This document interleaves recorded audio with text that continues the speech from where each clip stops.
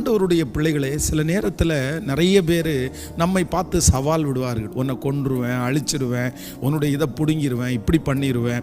அவர்கள் ஒருவேளை அதிகாரம் உள்ளவர்களாக இருக்கலாம், அவங்க ரொம்ப பெரிய பவரில் அவங்க இருக்கலாம். இன்றைக்கு இந்த சத்தத்தை கேட்டுக்கொண்டிருக்கிற ஆண்டவருடைய பிள்ளைகளே, நம்ம ஒரு விதத்தில் ரொம்ப ஞானமாக இருக்கணும். எதுக்கு அப்படின்னு சொன்னால், சிலர் மிரட்டும் போது, சிலர் அழிச்சிருவேன்னு சொல்லும்போது, சிலர் நம்மளை பயப்படுத்தும் போது, ஒரு தேவனுடைய பிள்ளைகள் அந்த மிரட்டல்களை கையாளக்கூடிய ஞானத்தை ஆண்டவரிடத்தில் கண்டிப்பாக கேட்டு பெற்றுக்கொள்ள வேண்டும்.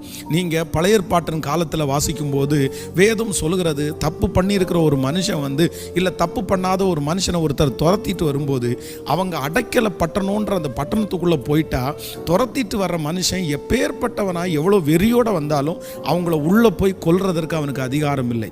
அப்படி ஒரு அடைக்கல பட்டணம் அந்த நாட்களில் இருந்துச்சு. நான் நம்புகிறேன், இன்னைக்கு நமக்கு அடைக்கல பட்டணம் யாருன்னா ஏசப்பா அடைக்கல பட்டணமாக இருக்கிறார். அவர்கள் எவ்வளோ வேணாலும் மிரட்டட்டும், அவர் எவ்வளோ பெரியவர்களாக இருக்கட்டும், நீங்கள் ஏசப்பாட்ட பாதுகாப்பை மட்டும் கேளுங்க. ஆண்டவரே, எனக்கு நீங்கள் பாதுகாப்பை கொடுங்க ஆண்டவரே.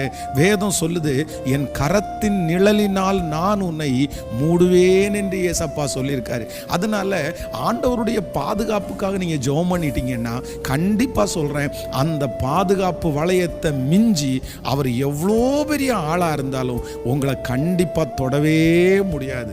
ஆண்டவர் ஒரு பெரிய பாதுகாப்பை தருவார். இந்த சத்தத்தை கேட்குற யாரோ ஒருவர், நீங்கள் ரொம்ப பயந்து போயிருக்கலாம், உங்களுடைய பிள்ளைகளுக்கு ஒரு மிரட்டல் வரலாம், உங்கள் குடும்பத்திற்கு ஒரு மிரட்டல் வரலாம், இல்லை ஏதோ ஒரு காரியத்தை குறித்து இவங்க இப்படி பண்ணிடுவாங்களோ, செய்வன பண்ணிடுவாங்களோ, என்னென்னமோ நீங்கள் யோசித்து நீங்கள் பயப்பட்டு இருக்கலாம். ஆனால் ஆண்டவர் இன்றைக்கு உங்களை பார்த்து வாக்கு கொடுக்கிறார், இல்லை மிரட்டல்களுக்கு நீங்கள் பயப்படாத, மிரட்டல்களுக்கு நீ பயப்படாத. அதனால நீங்கள் எந்த மிரட்டலுக்கும் நீங்கள் அவங்களுக்கு எதிராக போண்டாம், சண்டை போட வேண்டாம். அதே நேரத்தில் கர்த்தர் சொல்லுகிறார், நீங்கள் பயப்படவும் வேண்டாம். நீங்கள் திருந்திட்டீங்கல்ல, நீங்கள் மாறிட்டீங்கல்ல, நீங்கள் அந்த ரவுடித்தனத்தை விட்டுட்டீங்கல்ல, நீங்கள் மன்னிப்பு கேட்டுட்டீங்கல்ல, நீங்கள் தேவ சமூகத்தில் உள்ளே வந்துட்டீங்கல்ல, இனி உங்களுக்கு பாதுகாப்பு நிச்சயம் தேவன் தருவார். உங்கள் பிள்ளைகளுக்கு பாதுகாப்பு நிச்சயம் தேவன் தருவார். எந்தெந்த காரியத்தை, எந்தெந்த மிரட்டல்களை குறித்து ஆண்டவருடைய பிள்ளைகள் பயப்படுகிறீர்களோ, பொய்யான மிரட்டல்களை குறித்து பயப்படுகிறீர்களோ, பாஸ்டர் பணத்தை பிடுங்கிடுவாங்களோ, சொத்தை பிடுங்கிடுவாங்களோ, எதெல்லாம் உங்களுக்கு பயமாக இருக்கலாம். ஆனால் ஏசப்பா இன்னைக்கு தெளிவாக பேசுகிறாரு, மகளே, மகனே, உனக்கு விரோதமாய் வருகிற மிரட்டல்களை நீ சரியாய் கையாளு. நான் உன்னோடு கூட இருக்கிறேன். அவருடைய அனுமதி இல்லாமல் ஒரு விரல் கூட உங்கள் மேலே படவே படாது. ஆனால் ஆண்டவர் உங்களை கிருபையாய் இன்றைக்கு தைரியப்படுத்துகிறார்.